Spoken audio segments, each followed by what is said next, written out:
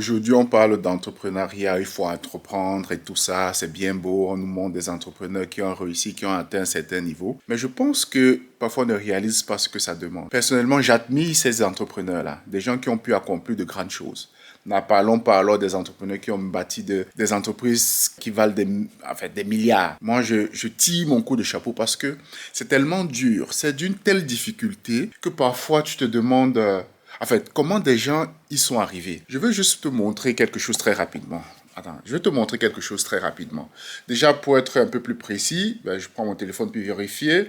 Aujourd'hui, nous sommes samedi le 12 novembre et là, il est 10h50. Pour un samedi, aussi, voilà, je suis venu au bureau pour travailler. Pour ceux qui ne le savent pas, je suis dans un espace, dans un centre d'entreprise, c'est-à-dire qu'il y a des espaces de coworking où des entreprises viennent louer des bureaux. Et ils peuvent louer des bureaux en fait pour leurs employés. Ou alors des entrepreneurs ou alors des freelances qui louent également un espace pour venir travailler. Et je vais te montrer quelque chose très rapidement. Tu vas comprendre pourquoi j'ai fait cette vidéo rapide. En fait, c'était pas prévu, mais je me suis dit, il faut vraiment que je partage ça. Parce que je pense que certaines personnes parlent sans vraiment comprendre de quoi il s'agit. Ou alors ce que ça demande.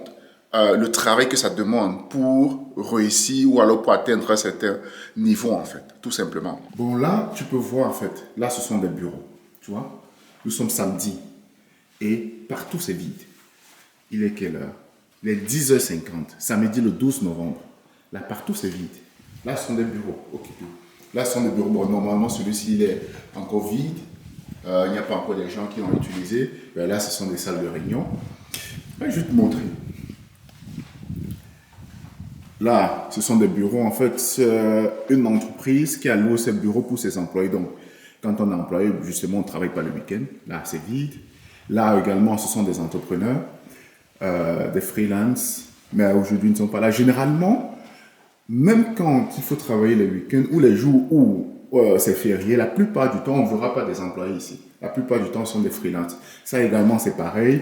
Ça, c'est une institution étatique qui a loué les bureaux pour ses employés, mais on voit très bien, ils sont absents. En fait, là, ce sont des entrepreneurs également, mais ils ne sont pas là. Pareil, une institution qui a loué des bureaux pour ses employés, ils ne sont pas là. En fait, il faut voir. Pareil, une institution qui a loué des bureaux pour ses employés, personne n'est là. Ici, ce sont des entrepreneurs, mais bon, aujourd'hui également, ils ne sont pas là, mais généralement, parfois, ils sont là. Les jours fériés, hier, il était là, parce qu'hier, c'était férié en Belgique, en tout cas, hier, il était présent. Ben, aujourd'hui, il n'est pas venu. Pareil ici, bon, ici, je pense qu'il y a quelqu'un. Bon, la salle de bureau. En fait, c'était juste pour présenter rapidement, pour dire le prix qu'on devra payer. Et ça fait partie du jeu.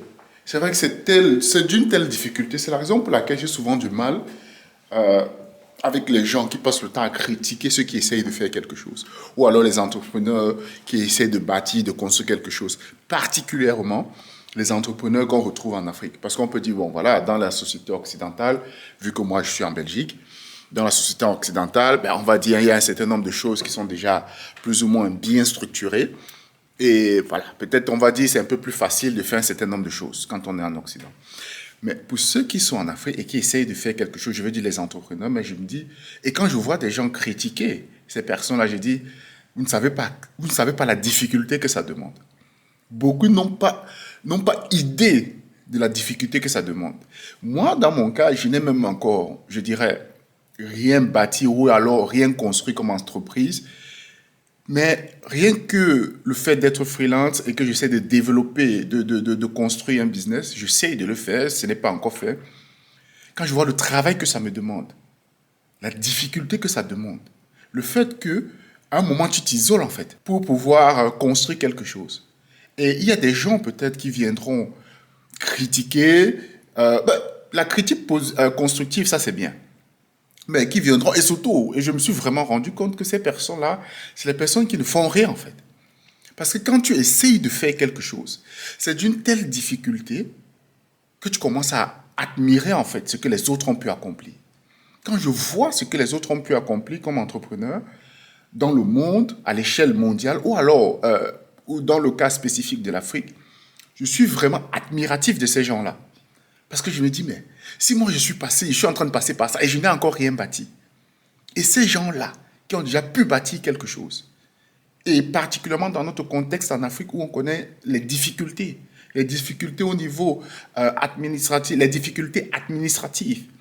Les difficultés des gens qui n'ont pas encore cette conception, cette bonne conception du travail. Ou alors d'autres entreprises qui ne sont pas très professionnelles, mais des gens qui ont pu bâtir quelque chose dans ce contexte-là. Je les tire vraiment mon chapeau. Franchement, chapeau à eux. Mais une chose est certaine, en tout cas, je pense que ce qui est bien dans tout ça, ce qui est super dans tout ça, c'est que malgré que ce soit difficile, et je pense qu'aujourd'hui, on fait assez la promotion du fait de travailler comme entrepreneur, de lancer son entreprise, d'être entrepreneur et tout ça. Oui, c'est bien beau. Je pense que c'est bien qu'on continue à faire cette promotion-là, particulièrement en Afrique. En Afrique, nous devons faire davantage cette promotion-là. Pourquoi? Parce que nous avons besoin d'entrepreneurs en Afrique. On n'a encore rien construit, nous avons besoin d'entrepreneurs. Je peux terminer en disant c'est que là, ce sont mes bureaux. J'ai changé, maintenant j'ai pris un bureau par ici. Donc là, c'est mon bureau. C'est là où on essaye de faire émerger de la magie, en tout cas. On essaye de travailler. Donc ici, je vais juste terminer en disant que nous devons faire davantage la promotion de l'entrepreneuriat, particulièrement dans le contexte africain. Et même hors du contexte africain, je pense qu'il faut essayer. C'est parce qu'on essaye qu'on verra si on est fait pour ou non. Parce que si on n'essaye pas et qu'on reste toujours dans cette idée que peut-être un jour je vais me lancer, on ne saura jamais si c'est quelque chose qui est fait pour nous ou pas. Mais le fait de se lancer, et si on se rend compte que ce n'est pas fait pour nous, on pourra passer à autre chose. Au moins nous sommes conscients que ce n'est pas fait pour nous. Nous sommes tous différents. Et certaines personnes sont faites pour certaines choses et d'autres non.